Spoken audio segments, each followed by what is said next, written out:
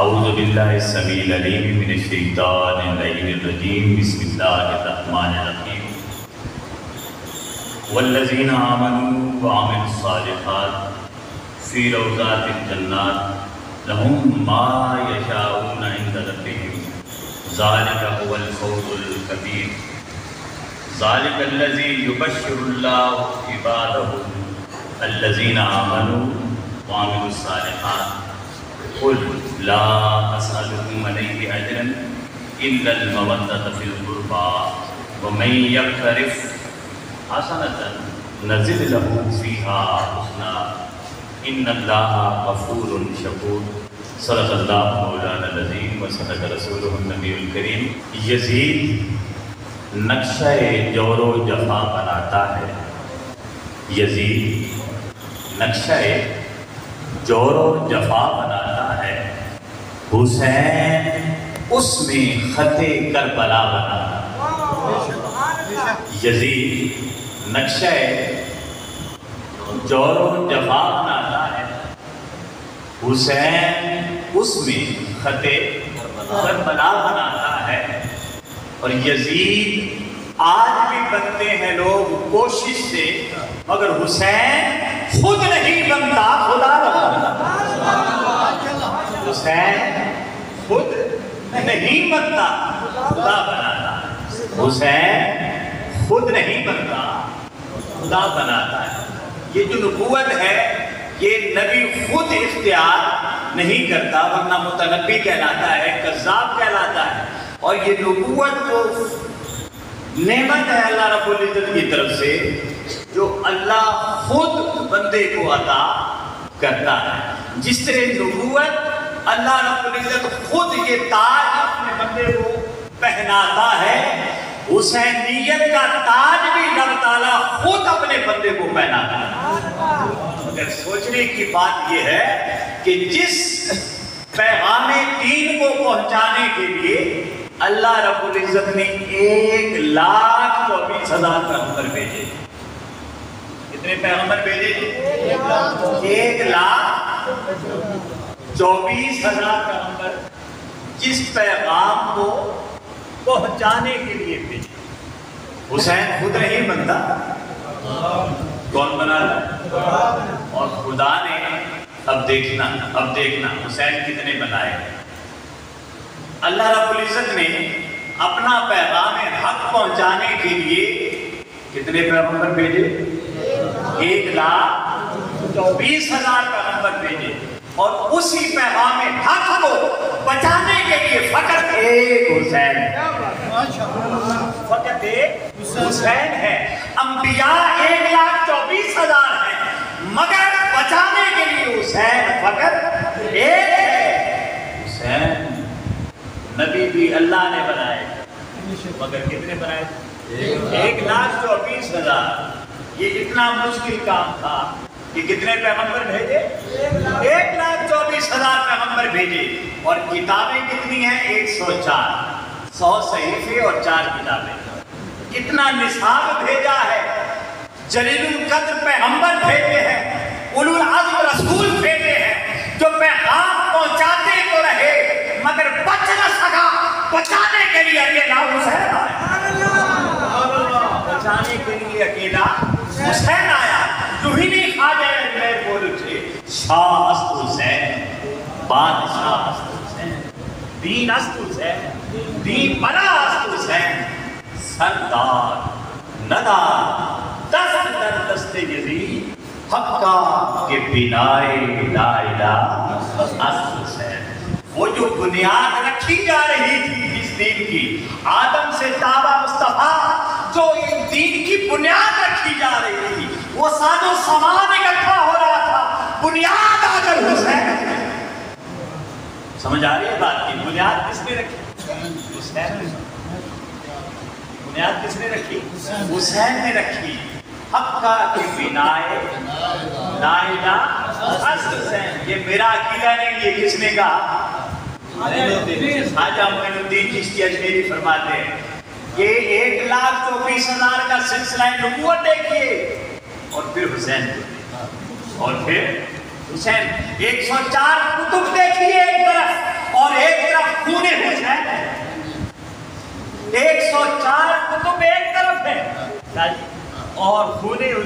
एक तरफ है। पैगाम पहुंचाते पहुंचाते 1,24,000 पैगंबर गुजर गए, मगर बचाने के लिए एक हुसैन, बचाने के लिए एक हुसैन। हुसैन खुद नहीं बनता।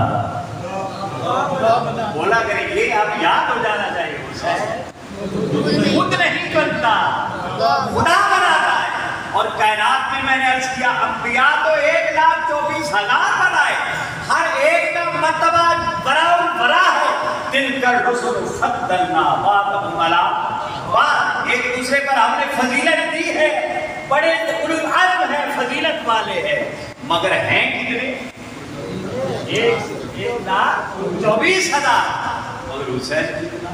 एक। हुसैन कितने हैं? एक। तो बचाने के लिए एक हुसैन आया। तो हुसैन बोलिए ना, हुसैन खुद नहीं बनता, और खुदा कितने हुसैन बनाता है? एक। जिसने 1,24,000 पैगंबर बनाया ना, उसने हुसैन से एक बनाया। आइए इसी हवाले से मैंने सूरह हिजर की आयात मुक़द्दसा पढ़ी है, और आज हमने देखना है ईमान क्या है, अमल क्या है, और जन्नत के बागात क्या होते हैं, और अल्लाह का फजल कबीर क्या है, और ये हसना क्या होती है। हसना क्या? हसना क्या होती है? ये हसना क्या होती है? आइए मैं कुरान की आयत पढ़ रहा हूँ और इसी का तर्जुमा सादा सा करेंगे। अल्लाह रब्बुल इज्जत ने फरमाया वल्लज़ीना आमनू, वो लोग जो ईमान लाए, वो लोग जो ईमान लाए, वो अमिलुस सालिहात, और फिर नेक काम, और फिर नेक काम। गौर है, समझो है, वो लोग जो पहले क्या लाए? ईमान लाए, और वो अमिलुस सालिहात, फिर उसके बाद नेक काम किए। ईमान के बाद काम नेक काम बनता है, ईमान से पहले नेक काम भी नेक काम नहीं। पहले ईमान है और फिर नेक काम। नेक काम की बुनियाद किस पर है? ईमान पर है। और अगर काम नेक हो मगर ईमान न हो तो काम तो होता है, नेक काम नहीं होता। मैं पहले ईमान ला, आगे हम देखेंगे ईमान है क्या, ईमान है क्या। वामिलुस सालिहात, और ईमान लाने के बाद अब क्या किया? अमल साले, नेक काम किए। अब फी रौदातिल जन्नात, उन्हें जन्नत के बागात मिलेंगे। क्या मिलेंगे? जन्नत। ये जन्नत क्या है ये भी देखते हैं, ये भी देखते हैं हमें। और रफड़ों में डाल दिया, रफड़ जानते हैं ना, रफड़ का लफ्ज़ जानते हैं, और रफड़ों में डाल दिया है, और उलझनों में डाल दिया है, हाँ रौले में छुपा चढ़ा है। और असल जन्नत है क्या? जन्नत है क्या?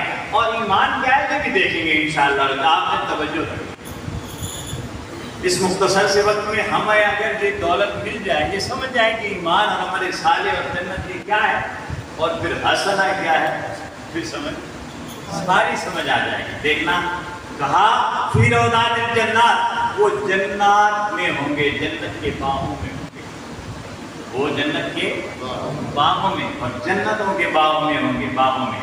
लहुम मा यशाऊन, और वहाँ जब वहाँ होंगे तो मा यशाऊन, लहुम मा यशाऊन मिन रब्बिहिम, तो जो वो चाहेंगे अपने रब से पाए, जो चाहेंगे।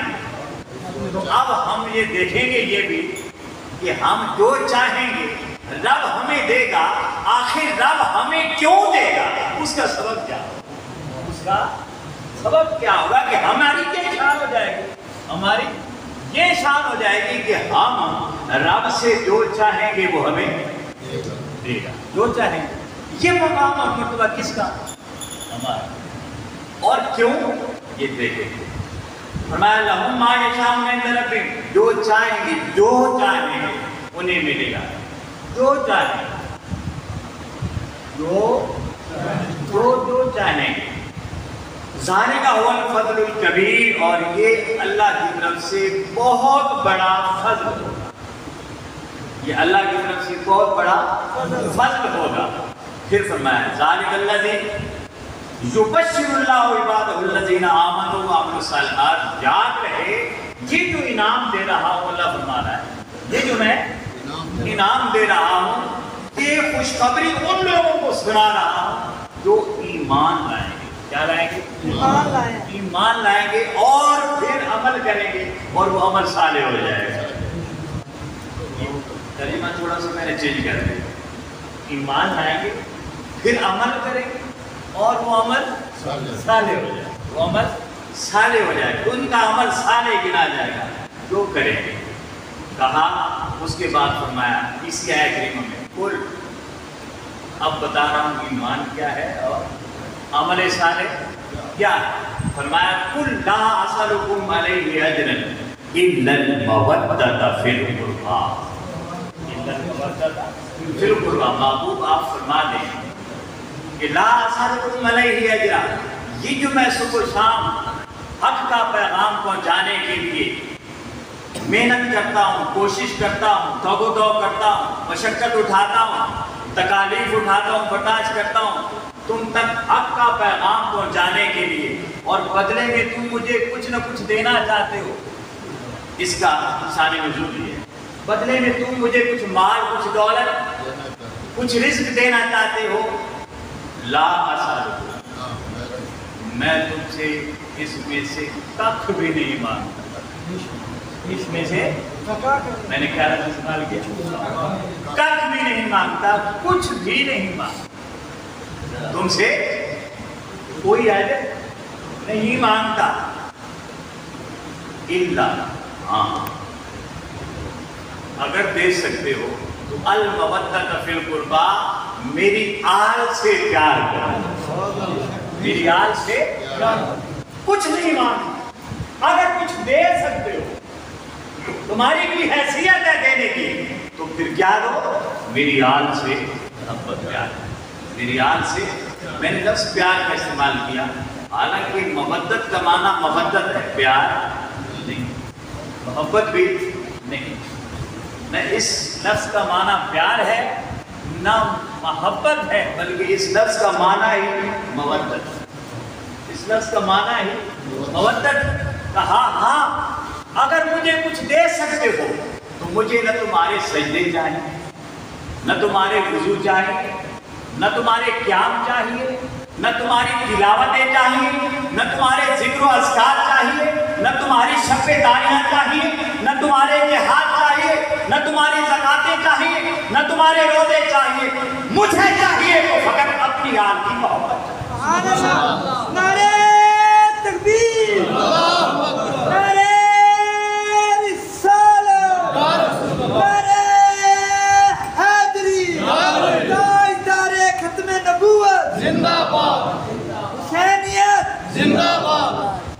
مجھے بدلے میں چاہیے تو کیا چاہیے، اپنی آل کی مودت، اب لفظ کیا استعمال کرنا ہے، مودت چاہیے، اپنی آل کی مودت چاہیے۔ اب یہاں ذرا غور کریں دوستان جو کا کہ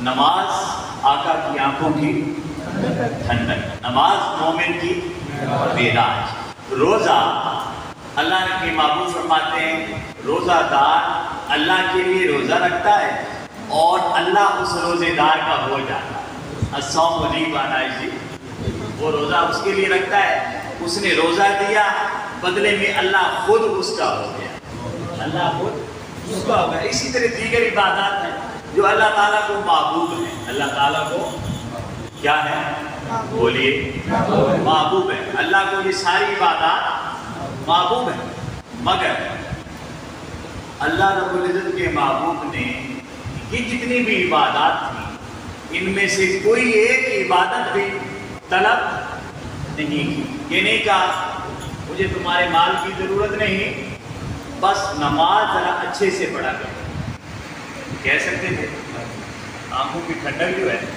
اور آقا نے فرمایا، بخاری اور مسلم کی حدیث ہے، پہلی حدیث ہے، اللہ رب العزت کے محبوب فرماتے ہیں احسان ہوتا ہی تب ہے کہ جب نماز پڑھو تو کاننا کا طرح ہو جیسے تم اسے دیکھ رہے ہو۔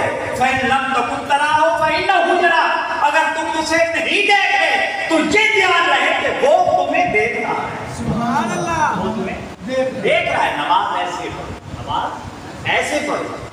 تو صحابہ کرام سے آقا فرماتے ہاں بھائی مجھے تمہارا یہ رزق مال دولت کچھ نہیں چاہیے، بس اپنی نمازوں کو اچھا کر، اپنی نمازوں کو اچھا کر دو۔ طرف توجہ ہے نا میری؟ سبحان اللہ، توجہ ہے؟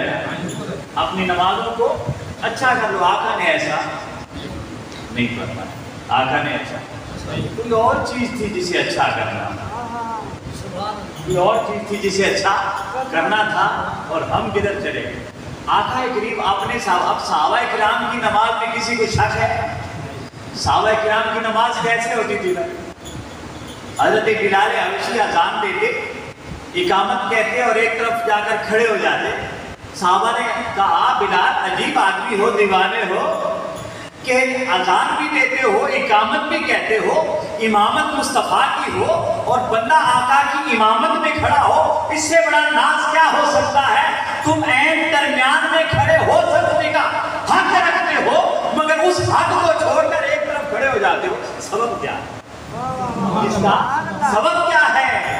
تو بلال نے کہا ہوگا، بلال نے کہا ہوگا کہ سرکار کے دیوانے کو سمجھائے نہ کوئی، یہ خوب سمجھ بوجھ کے دیوانہ ہوا۔ سرکار کے دیوانے کو سمجھائے نہ کوئی، کیوں؟ یہ خوب سمجھ بوجھ کے دیوانہ ہوا ہے۔ کہا دیوانہ کہنے والوں میں سمجھ بوجھ کے دیوانہ ہوا، میں سمجھ بوجھ کے دیوانہ ہوا۔ کہا کیا مطلب ہے؟ کہا سبب یہ ہے کہ جب میں اقامت کہتا ہوں ایک طرف کھڑا ہو جاتا ہوں اور کھڑے ہو کر ہاتھ باندھ کر تکبیر کریمہ تحریمہ کہہ کر کھڑا خدا کی بارگاہ میں ہوتا ہوں، دیکھ چہرے مصطفیٰ، سبحان اللہ، دیکھ چہرے مصطفیٰ کو رہا ہوتا ہوں۔ صحابہ کی نماز چہرے مصطفیٰ کو تکنا تھا۔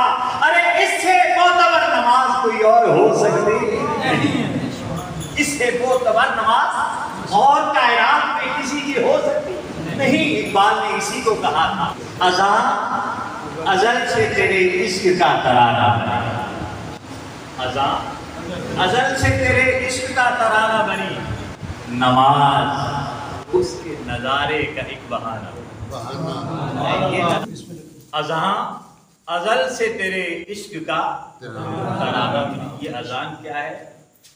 بلال کی عشق کا ترانہ ہے۔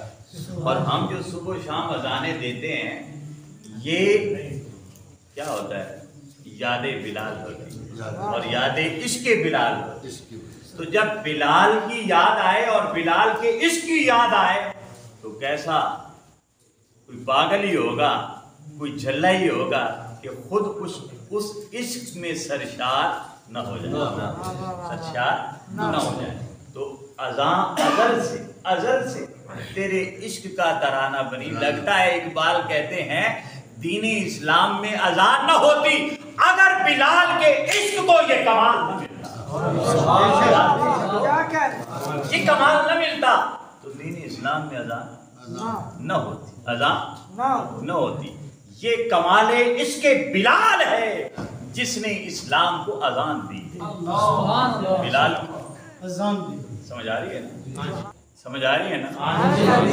یہ کمال عشق بلال ہے کہ اسی کا فیض ہے کہ آج ہم مسجدوں میں اذان دے، تو لہذا جب یہ اذان دے، مؤذن اذان دے تو اسے وہ ترانہ عشق بلالی یاد رہنا چاہیے، یاد رہنا چاہیے۔ اس لیے آقا نے فرمایا کچھ لوگوں کی گردنیں قیامت کے روز ذرا دوسروں سے اٹھی ہوئی ہوں گی، پوچھا جائے گا یہ کون ہے؟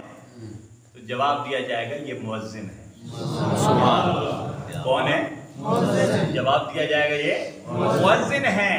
گردنیں اٹھی ہوئی دور سے دکھتے ہوں گے کہ یہ ترانہ عشق بلال الاپنے والے لوگ، جو ترانہ ہے اس کے بلال اپنے والے لوگوں کی گردنیں اٹھی ہوں گی تو خود بلال کی بلندی اور عظمت کا عالم کیا بلال کی عظمت کا عالم کیا ہوگا جو چلتے زمین پہ ہے اور آواز کہاں آتی ہے عرش پہ آتی ہے جنت میں آتی ہے کہاں آتی ہے لامکان پہ آتی ہے گویا ہم بلال کو مکانی سمجھتے رہے وہ تو لامکانی نکلا وہ تو یہ عشق ہے جو مکانی کو لامکانی بنا دیتا یہ عشق ہے دوستو جو کیا کرتا ہے مکانی کو لامکانی بنا دیتا ہے یوں ہی نہیں قدموں کی آواز لامکان پہ سنائی دیتی اب دیکھیے میں یہاں تھوڑا سا مجھے اپنے ذوق کی بات ہے کہ وہ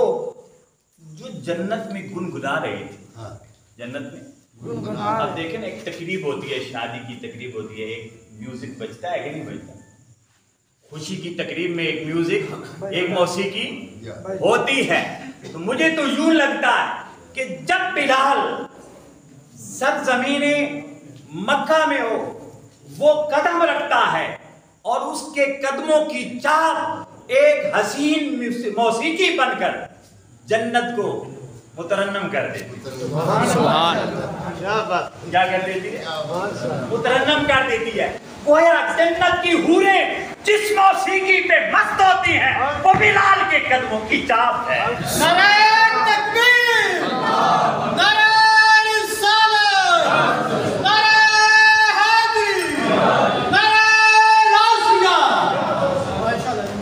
بلال کے قدموں کی چاپ گویا حوروں نے بھی اللہ سے التجا کی ہوگی مولا تیرے جب باغات سجے ہیں یہ فردوس سجی ہے جنت سجی ہے محل سجے ہیں حور و غلمان بھرتے ہیں اس ماحول میں موسیقی کا کوئی سامان ہونا چاہیے اللہ رب العزت نے کہا ہوگا کہ میری موسیقی میں میری کائنات موسیقی میں سوائے بلال کے قدموں کے چاپ کے اور کوئی حسین سن ہے اور کوئی حسین ترنم ہے اور کوئی حسین نغمہ ہے اور کوئی حسین آلات ہے تو اللہ رب العزت نے قدم بلال کی سر اور لے اور تال کو اور چاپ کو آواز کو سر کو جنت کا ترنم بنا جنت کا اور یہ عشق اور یہ کیا ہے اب سمجھیں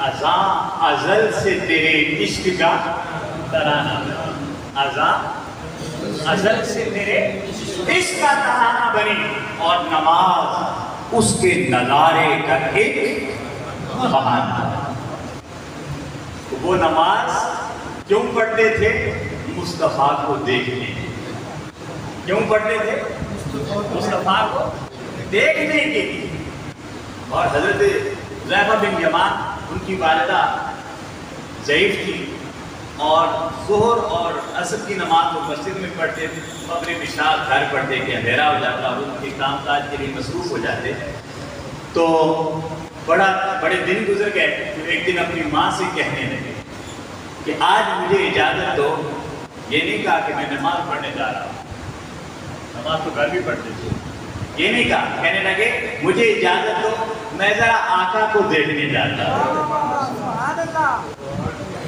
میں ذرا آقا کو دیکھنا چاہتا ہوں دیکھوں گا آقا کو بہانے میں نماز بھی ہو جائے بہانے میں جسے ہم اپنی زبان میں جھونگا کہتے ہیں آپ سبزی کی دکان پر جائیں تو دھنیا مرچیں جھونگے میں مل جاتی ہے نا وہ دکاندار دیتا ہے بچہ ساتھ وہ ٹافی پکڑا دیتا ہے تو یہ جو عبادتیں ہیں یہ ساری جھونگے ہیں اصل عبادت مصطفیٰ کی زیارت اصل عبادت مصطفیٰ کی زیارت ہے جسے حضرت اعلیٰ حضرت نے بھی کہا تھا کہ ان کے طفیل رب نے حج بھی کرا دیے ان کے طفیل رب نے حج بھی کرا دیے اصل الوصول حاضری اس پاک در تو ہم تو وہاں گئے تھے کسی پنجابی کے مائے لکھنے والے نے کہا تھا کہ پاون ریت آیا حج تب بہانہ سے تک مدنی تدیس آیا پاون ریت آیا حج تا وہانا سی تک مدنی دا لے سائیں تک مدنی دا لے سائیں تو دوستانی دی وقار وہ صحابہ اکرام جن کی عبادتیں جن کی ریاضتیں جن کی نمازیں معتبر تھی اللہ کے محبوب نے ان سے یہ نہیں کہا کہ ہے تو یہ معتبر اگر مجھے کچھ دینا چاہتے ہو تو انہیں اور معتبر کرو انہیں اور معتبر کرو اب صحابہ کی نماز معتبر ہے مگر آقا نے فرمایا وہ جو بدترین قوم کے لوگ ہوں گے وہ لوگ وہ ہوں گے کہ جب نمازیں پڑھیں گے تو اے میرے صحابہ تمہیں ان کی نمازوں کے آگے اپنی نمازیں بھی کم کر لیں اس کا مطلب ہے نماز پہلے سے معتبر ہو گئی دیکھنے میں معتبر ہو گئی ہے مگر حقیقت میں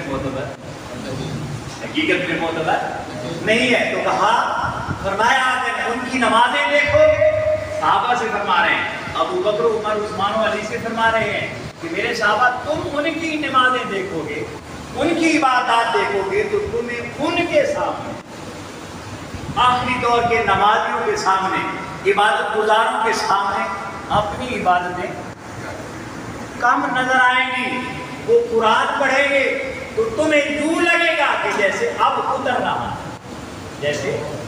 اتر رہا ہے مگر دین ان سے اس طرح نکل جائے گا جیسے تیر شکار سے نکل جائے یہ تیر شکار سے نکل جاتا ہے تو آقا نے نماز نہیں مانگی روزہ حج زکات کوئی عمل نہیں مانگا اتنی معتبر عبادات کے باوجود کہ انہیں ٹھیک کر لو فرمایا مجھے کچھ دے سکتے ہو تو مودت فی القربا میری آل سے مودت میری آل سے مودت کرو میری آل سے مودت کرو اب مودت کیا ہوتی ہے محبت کیا ہوتی ہے مفسرین نے لکھا محبت وہ جذبہ ہے کہ محبت وہ جذبہ ہے کہ اس جذبے میں محب اپنے محبوب کے بغیر زندہ رہ سکتا محب اپنے محبوب کے بغیر زندہ رہ سکتا ہے مثلا آپ صاحب اولاد ہیں کئی لوگوں کے بیٹے اولادیں دوسرے شہروں میں ملازم ہوں گے دوسرے ملکوں میں نوکری کے لیے ملازمت کے لیے روزگار کے لیے کہہ ہو گئے آپ کو اپنی اولاد سے محبت ہے لیکن آپ اس محبت کے باوجود وہ کہیں ہے اور آپ کہیں پھر اگلی مثال لے لیں بیٹیاں ہیں اللہ رب العزت سب کی بیٹیوں کو عزتیں عطا فرمائے پردے عطا فرمائے بیٹیاں ہیں بیاہ گئی شادی ہو گئی باپ کو بیٹی سے پیار ہوتا ہے مگر بیٹی اب سسرال چلی گئی محبت ہے مگر بیٹی سسرال میں ہے باپ اپنے گھر میں تو محبت یہ سادہ سی میں نے مثال دی محبت میں محب اپنے محبوب کے بغیر رہ سکتا ہے مگر مودت وہ جذبہ ہے کہ محب اپنے محبوب کے بغیر ایک لمحہ بھی رہ نہیں سکتا ایک لمحہ بھی رہ نہیں سکتا اب اس کی مثال دی عرفاء نے اور مفسرین نے مثال دی انہوں نے مثال دی کہ مثلا مچھلی ہے کیا چیز ہے مچھلی ہے مچھلی کو پانی سے محبت نہیں بلکہ کیا ہوتی ہے مودت ہوتی ہے اسی لیے یوں ہی پانی سے نکلتی ہے مر جاتی ہے پانی سے نکلتی ہے مر جاتی ہے اسے پانی سے کیا ہوتی ہے مودت ہوتی ہے گویا اللہ رب العزت نے فرمایا اب ایک اور بات مطلب ہے کہ اللہ رب العزت نے اپنی محبت اپنے ساتھ تعلق کی بات کی تو فرمایا محبت کرو مجھ سے قل ان کنتم تحبون اللہ فاتبعونی یحببکم اللہ محبت رسول کی بات آئی تو محبت اپنی بات آئی تو کیا تقاضا فرمایا محبت کا کیا تقاضا فرمایا محبت کا والدین سے مرشد سے صلحاء سے نیک اور صالح بندوں سے اپنے آس پاس سے یہ جو محبت ہے ان سب جذبوں کے لیے لفظ استعمال ہوا محبت کا حتیٰ کہ رسول کے ساتھ بھی تعلق کا جو لفظ استعمال ہوا محبت کا اللہ کے ساتھ بھی تعلق کا جو لفظ استعمال ہوا قرآن میں کس کا استعمال ہوا اور حدیث میں محبت کا لفظ استعمال ہوا مگر جب آلیہ کہاں کی بات آئی تو اللہ رب العزت نے فرمایا محبت نہیں یہاں تمہاری مودت ہے یہاں تمہاری مودت چاہیے محبت نہیں یہاں تمہاری کیا ہو مودت ہو یہ محبت کا تقاضا ہے کہ دن میں نمازیں کتنی پڑھتے ہیں؟ 5۔ اگر مودت ہوتی تو سارا دن کہاں ہوتے؟ سجدے میں۔ کہاں ہوتے؟ سجدے میں ہوتے۔ اور یہ محبت کا تقاضا ہے کہ سال میں ایک بار روزے آتے ہیں۔ اگر مودت ہوتی تو سارا زندگی کہاں گزرتی؟ روزے میں گزرتی۔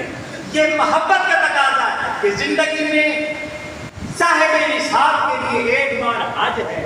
اگر ہوتی مودت تو وہیں پڑے رہتے، تو وہیں پڑے رہتے، مگر ایسا نہیں ہے۔ کہا کیونکہ مجھے تم سے اور تمہیں مجھ سے محبت ہے، لہذا دن میں 5 بار آؤ گے، میں 50 بار گنا۔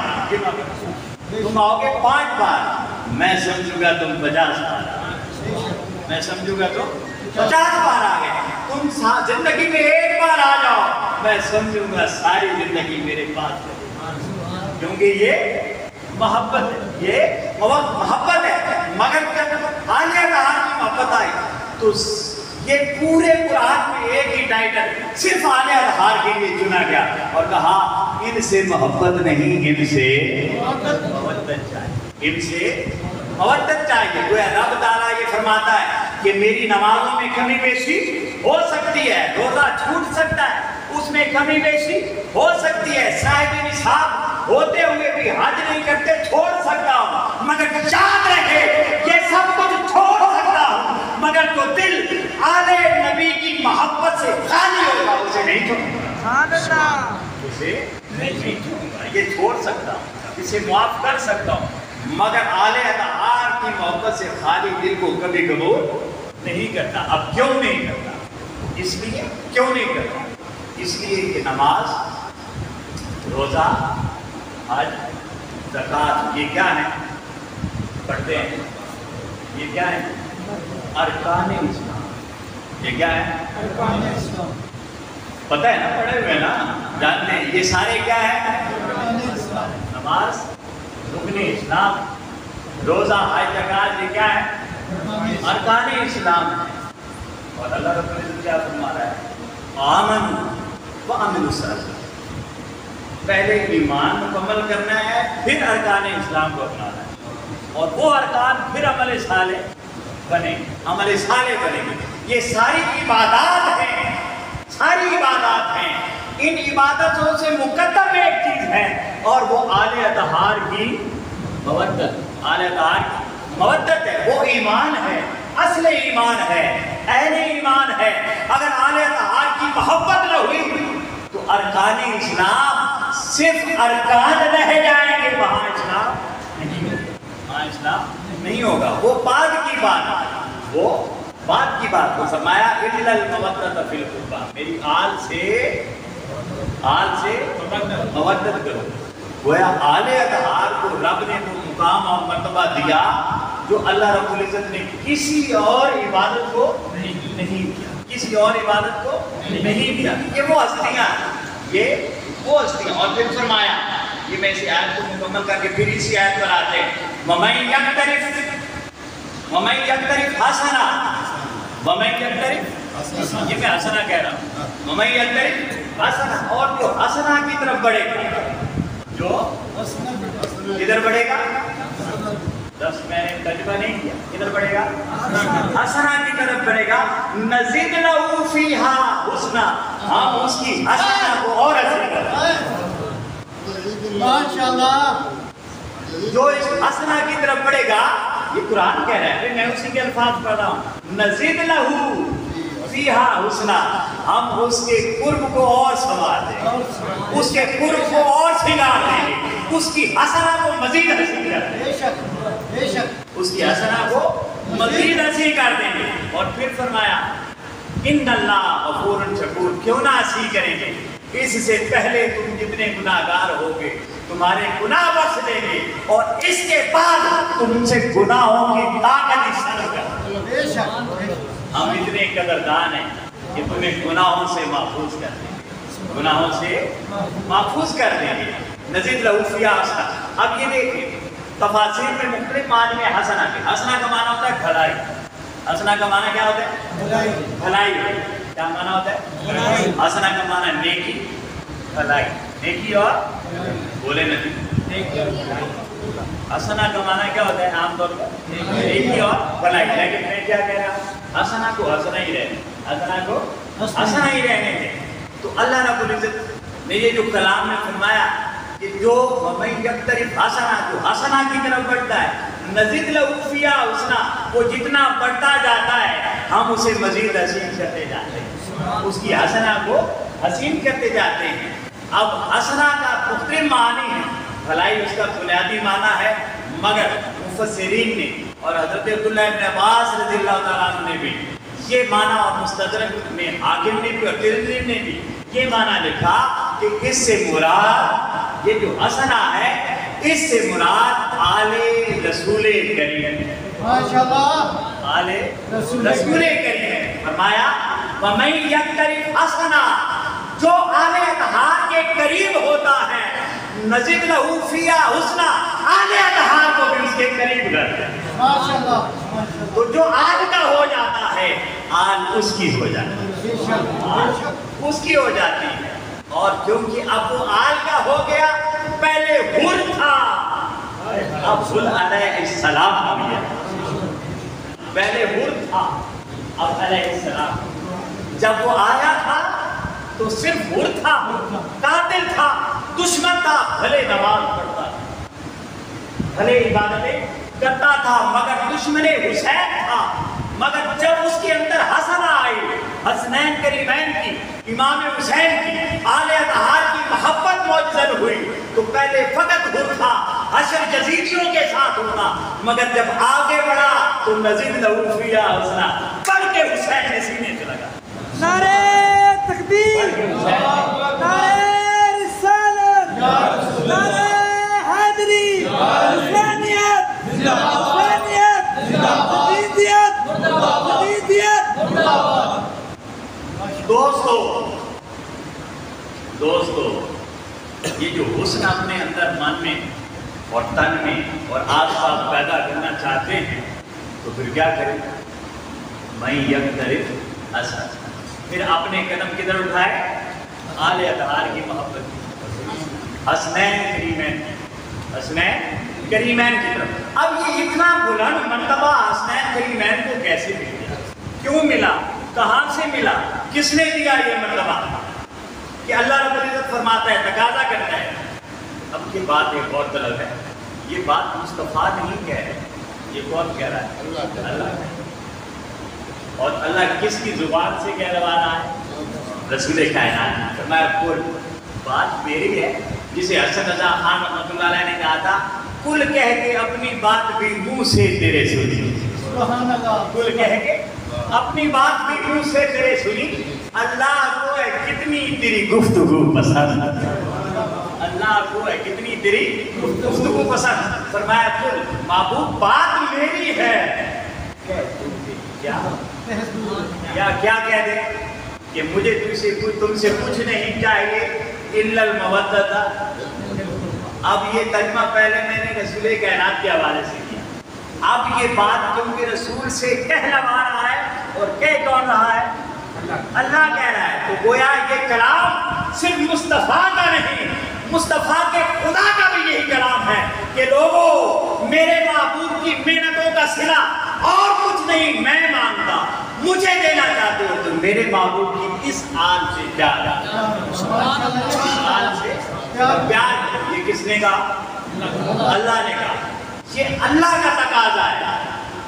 یہ کس کا تقاضا ہے؟ یہ رسول کا تقاضا بھی ہے, مگر یہاں نہیں ہے. پہلے کس کا تقاضا ہے؟ اللہ کا تقاضا. سمجھ آ رہی ہے؟ کس کا تقاضا ہے؟ اللہ کا تقاضا ہے. اور پھر اللہ کے تقاضے کو مصطفیٰ نے اپنے تقاضے میں, اور پھر اللہ فرماتا ہے واللہ ورسولہ احق ان یرضوہ. اللہ اور اس کے رسول اس بات کا زیادہ حقدار ہے. کون؟ اللہ کے مصطفیٰ کو راضی کرو, ان یرضوہ, اسے راضی کرو. عجیب سی صورتحال ہے. بات ہستیاں دو ہیں, اللہ اور اس کا رسول, مگر فرمانا ہے احق کو, زیادہ حقدار ہے, زیادہ حق حقدار ہے کون کیوں سے راضی کرو مولا کسے راضی کرو مصطفیٰ کے پاس جائیں تو وہ کہتے ہیں خدا کو راضی کرو خدا کے پاس جائیں تو کہتے ہیں مصطفیٰ کو راضی کرو ادھر جائیں تو کہتے ہیں اسے راضی کرو ادھر جائیں تو کہتے ہیں پہلے اسے راضی کرو اور قرآن نے ایک اور جگہ کہا وَإِذَا سَأَلَكَ عِبَادِي عَنِّي فَإِنِّي قَرِيبٌ وَإِذَا سَأَلَكَ سوال کس سے کریں گے تو اس عبادی بندے کس کے ہوں گے میرے اللہ فرماتا ہے بندے میرے اب یہاں شاہ صاحب غور طلب بات یہ ہے کہ اللہ رب العزت بندے کو اپنا بندہ بھی نہیں بناتا جب تک وہ مصطفیٰ کے در کا سوال نہیں سبحان اللہ نعرہ تکبیر نعرہ رسالت نعرہ حیدری نعرہ بات سمجھ آئے یہ جو قرآن کے الفاظ ہیں ان میں حکمت ہوتی ہے یہ نہیں کہا وَإِذَا عِبَادِي سَأَلَكَ جب میرے بندے تجھ سے سوال کریں جملہ ٹھیک ہے وَإِذَا عِبَادِي سَأَلَكَ جب میرے بندے تجھ سے سوال یہ قرآن میں یہ ایسا ہو سکتا تھا اور یہ جملہ غلط نہیں ہے اپنے معنوں کے اعتبار سے مگر حکمت کے اعتبار سے ایسا نہیں کیونکہ اللہ نے فرمایا یہ لوگ کہیں گے پہلے بندہ بنو پھر غلام بنو پہلے بندہ بنو پھر سائل بنو تو کئی کہتے ہیں نا کہ اب جب بندے اس کے ہیں تو پھر کسی اور در پہ سوال کرنے کی ضرورت کیا ہے نا اللہ نے فرمایا میرے بندے بنو گے ہی تب جب میرے مصطفیٰ کے در کے سوال میرے مصطفیٰ کے در کے سوال بنایا فَإِذَا سَأَلَكَ جب سوالی تیرے ہوں اب وہ بندے عبادی میرے اور سوال کس کے بارے میں کریں گے سوال کس کے بارے میں کریں گے انی میرے بارے تو یہاں ایک ادب بھی سکھا دیا کہ مصطفیٰ سے یہ چھوٹی چھوٹی چیزیں طلب نہیں کیا گیا مصطفیٰ سے مانگنا ہو تو خدا مانگا مصطفیٰ سے مانگنا ہو تو کیا مانگا کرو یہ چھوٹی چھوٹی چیزیں نہیں کہ میرے بیٹے کی ملازمت لگ جائے میری بیٹی کی شادی ہو جائے میرا بیٹا باہر چلا جائے اس دفعہ فصل اچھی ہو جائے مجھے گاڑی مل جائے اچھی سی کوٹھی ہونی چاہیے ایک سٹیٹس ہونا چاہیے میں نے پڑھ رہا ہوں میں جیت جاؤں مصطفیٰ سے یہ چھوٹی چھوٹی چیزیں نہ مانگا کرو مانگنا ہو تو کیا مانگو خدا مصطفیٰ سے مانگنا ہو تو کیا مانگو خدا مانگو فرمایا وَإِذَا سَأَلَكَ تو سائل کا وقار اسی میں ہے کہ جب درے مصطفیٰ پہ جائے تو وہ بندہ تب بنے گا جب سائل مصطفیٰ کا ہوگا اور سوال خدا کا سوال خدا کا کرے گا میں انی میرے بارے میں پوچھے میرے بارے میں فَإِنِّي قَرِيبٌ تو کہا کر انی قریب میں قریب ہوں تمہارے سبحان اللہ میں کیا ہوں قریب ہوں تمہارے اب یہ ذرا غور کیا آپ نے غور کیا آپ نے اللہ تعالیٰ کیا فرمانا سوال مجھ سے کریں گے پھر بندے میرے ہوں گے سوال میرے بارے میں کریں گے کہہ دینا انی قریب میں قریب تو بیٹھا ہوں میں قریب تو میں یہی میں کیا فرمایا میں قریب ہوں کیا فرمایا میں قریب کون کہہ رہا ہے کس کی زبان سے تو آپ کیسے پتہ چلے کہ یہ انی قریب میں قریب ہوں یہ اللہ اپنے لیے کہہ رہا ہے یا مصطفیٰ کے لیے کہہ رہا ہے اپنے لیے کہہ رہا ہے یا مصطفیٰ کے لیے یہ کوئی بات انی قریب میں قریب ہوں تو قریب کون ہے سامنے جو سوال کر رہا ہے اس کے قریب کون ہے اللہ ہے یا مصطفیٰ ہے مصطفیٰ ہے اور بلے شاہ نے کہا تھا جیسی صورت عین کی ویسی صورت غیر جیسی صورت عین کی ویسی صورت غیر ایک نقطے کا فرق ہے بھلی پھرے کون ہے جیسی صورت عین کی ویسی صورت عین ایک نقطے کا فرق ہے بھلی پھرے اور یہ کہاں بھلی ہے کہاں بھلی ہے فَإِذَا سَأَلَكَ عِبَادِي عَنِّي فَإِنِّي قَرِيبٌ جب تجھ سے سوال کرے میرے بندے میرے بارے میں تو کہا کر میں قریب ہوں۔ وہ میں کون ہے؟ بھلی پھرے کون ہے؟ وہ میں کون ہے؟ بھلی پھرے وہ میں کون ہے؟ بھلی پھرے کون ہے؟ اور خواجہ غلام قطب الدین نے کہا، وہ کوٹ مٹھن کے گدی نشین بھی ہیں، صوفی ہیں، وہ کہتے ہیں این ملتا ہے جو رب سے، این ملتا ہے جو رب سے تو عرب بنتا ہے۔ این ملتا ہے جو رب سے تو عرب بنتا ہے۔ ایک حقیقت ہے جو پوشیدہ اسی ایک حقیقت ہے جو پوشیدہ اسی این میں ہے، بھلی پھرے این ملتا ہے جو رب سے۔ بھائی رب سے پہلے کیا لگاتے ہیں؟ عرب، اس سے پہلے کیا ہے؟ جوڑ، این اور آگے رب، این جمع رب، کیا بنا؟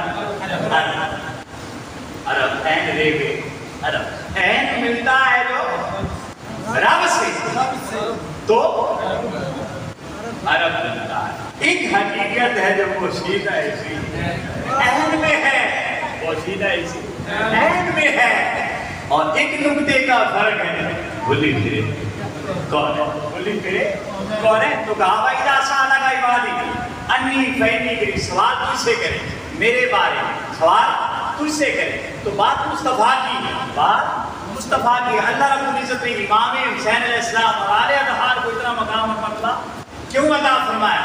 اللہ رب العزت یہ محبوب فرماتے ہیں، اللہ رب العزت نے جب اس کائنات کی تخلیق سے پہلے نور محمدی کو تخلیق کیا تو اسے اپنے سامنے بٹھا کر اتنی تعریف کی کہ اسے سراپا محمد بنا دیا، اور پھر اس سراپا محمد کو اپنی حمد کے پردوں میں چھپا کر رکھ دیا، اپنی حمد کے پردوں میں چھپا کر رکھ دیا، اور تب سے اس نے حسن اور حسین کے ان دو ناموں کو اپنے حسن کے پردوں میں چھپا کر،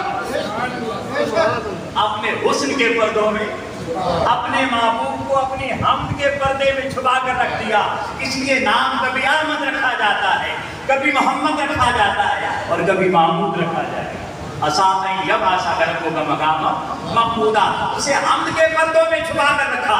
اسی لیے عبد المطلب نے جب نام رکھا لوگوں نے پوچھا یہ نام کیوں رکھا؟ تو کہا، کہنے لگے میں نے اس لیے رکھا ہے کہ زمین و آسمان والے اس کی حمد کیا کریں، اس کی حمد کیا کریں گے، اور پھر حسن کے پردوں میں چھپا کر رکھا۔ ادھر قرآن بولا مرد البین بحرین یلتقیان بینہما برزخ لا یبغیان، ادھر نہیں جاتے۔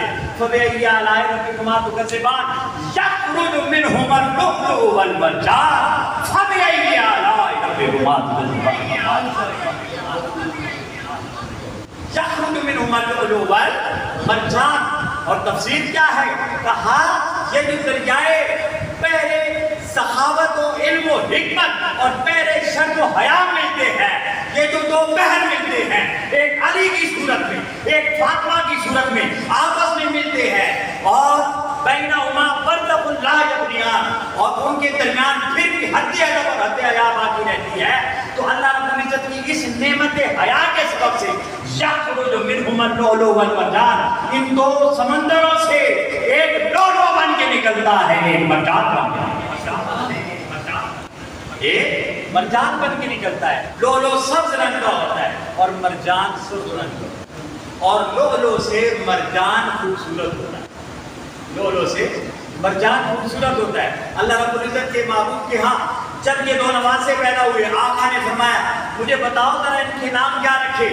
عرض کی گئی کہ ان کے نام حرب ہے۔ پھر دوسرا پیدا ہوا تو اس کا نام حرب ہے۔ آقا نے دونوں کے نام بدلے، ایک کا نام حسن رکھا، دوسرے کا نام حسین رکھا۔ جب پہلا بیٹا پیدا ہوا آقا نے ہونٹوں کو بوسہ دیا حضرت امام حسن کے، اور فرمانے لگے علی بتاؤ اس کا نام کیا رکھا ہے؟ عرض کیا آقا اس کا نام حرب رکھا ہے۔ آقا نے چہرے حسن کو دیکھا اور چہرے حسن کو دیکھ کر ہونٹوں پہ بوسہ دیا اور کہا نہیں اس کا نام حسن۔ سبحان اللہ، جہاں سے شہادت کی خبر بھی دے دی، حسن ہوگا फिर दूसरा बेटा पैदा हुआ, हजरत फातिमा के यहाँ गए, आका ने पूछा इसका नाम क्या रखा है? हजरत अली अर्ज करने लगे, आका अब इसका नाम हर्ब रख दिया है। आका ने देखा, चेहरे हुसैन को देखा और गर्दन में बोसा देकर फरमाया, और इससे पहले हजरत फातिमा अर्ज करने लगी, आका ये लड़का, ये बच्चा तो हसन से ज्यादा खूबसूरत है, हसन से ज्यादा खूबसूरत है, इसलिए आका ने फरमाया ज्यादा खूबसूरत है तो फिर इसका नाम हुसैन रखना, फिर इसका नाम हुसैन रख देते हैं। लो लो से मरजान ज्यादा खूबसूरत हो। अल्लाह ने ये भी नहीं कहा यखरुजु मिनहुल मरजान वल लुअलु, कहा लुअलु वल मरजान, पहले हसन आएगा फिर हुसैन आएगा, पहले हसन आएगा फिर हुसैन आएगा, लुअलु और मरजान। फिर हजरत रसूल कायनात ने हजरत इमाम हुसैन अलैहिस्सलाम का नाम क्या रखा? हुसैन। क्या रखा? हुसैन रखा। अब ये हुसैन, आका फरमाते, मैं इसे खत्म करने की तरफ जा रहा हूँ। आका ने फरमाया कि अल्लाह रब्बुल इज्जत ने जब अर्श बनाया और उसके पाए बनाए, तो उन पायों में से 2 पाए वहां नहीं लगाए, 2 पाए वहां नहीं लगाए। पाए बनाए अर्श के जहां खुद बैठा है, वहां के पाए बनाए हैं, मगर 2 पाए वहां नहीं लगाए। अर्ज किया गया वो पाए किधर गए? आका ने फरमाया हसन और हुसैन बनाकर जमीन पर उतारो, हसन और हुसैन बनाकर जमीन पर उतार दिए। वो अर्श के 2 पाए हैं, हसन और हुसैन, और भेजे कहाँ है? जमीन पर भेजे। यहाँ से समझ आ जानी चाहिए कि वाक़या करबला कहानी नहीं है, हकीकत है। वाक़या करबला कहानी नहीं है, हकीकत है। और वाक़या करबला जमीनी नहीं, आसमानी है। और यहाँ से भी आगे जाए, मकानी नहीं ला मकानी है, और सिर्फ ला मकानी नहीं, ये अर्शी, ये क्या है? अर्शी है। वक्त होता तो मैं इसे आगे चलता, मगर इसे यहाँ मैं फाइंड आउट कर रहा हूँ। कहा ये तो अर्श के पाए थे जिन्हें जमीन पर उतार दिया। और फिर आका ने एक और हदीस आपने सुनी, फरमाया, क्या फरमाया? कि ये हसन और हुसैन आले जन्नत के क्या है? सरदार। और आका की हदीस आका ने फरमाया कि जन्नत और दोज़ख में एक दिन लड़ाई छिड़ी, बातें करने लगी, एक दूसरे से उलझने लगी, हर एक अपने बड़ा होने का फख्र करने लगी, इतराने लगी। तो जहन्नम ने बिल आकर कहा कि मेरे अंदर बड़े बड़े फिरौन और जाबिर लोग हैं, फिरौन और जाबिर लोग हैं। तो जन्नत खामोश हो गई, जन्नत खामोश हो गई। अल्लाह रब्बुल इज्जत ने जब जन्नत की खामोशी देखी तो हदीस में है, अल्लाह रब्बुल इज्जत ने जन्नत से कहा, ऐ जन्नत तू आजिज़ी क्यों दिखा रही है? आजिज़ी क्यों दिखा रही है? तो जन्नत ने अर्ज किया, या अल्लाह, वो कहती है मेरे अंदर फिरौन जैसे खुदा है और बड़े बड़े जाबिर लोग हैं, अब मुझ में बड़े बड़े नेक और साले, हत्ता कि तेरा महबूब भी मौजूद है, मगर खुदा तो मौजूद, खुदा तो नहीं है। तो अल्लाह रब्बुल इज्जत ने फरमाया, तू कहती क्यों नहीं मुझ में हसन और हुसैन, मुझ में? यहाँ से कोई बात समझ आई? फिरौन ज़मीन के खुदा थे, झूठे खुदा थे, हसनैन करीमैन को रब ने जन्नत रखा, जन्नत का खुदा बना दिया है।